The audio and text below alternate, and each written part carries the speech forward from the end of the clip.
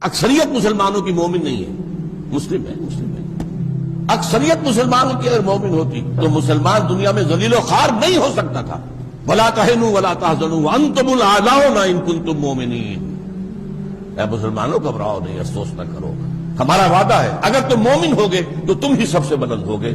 تو آج تو ہم بلند نہیں ہیں، بلند تو امریکہ ہے، بلند تو برطانیہ ہے، بلند تو یورپ ہے، یورپین یونین ہے، چائنا ہے، رشیا ہے۔ اور آج جو پٹائی ہو رہی ہے امت مسلمہ کی، جو عذاب آ رہا اللہ تعالیٰ کی اجازت سے آ رہا ہے، اللہ کی اجازت کے بغیر تو پتہ تک نہیں جو مچ کھاتا، کیوں آ رہا ہے؟ ہم مجرم ہیں۔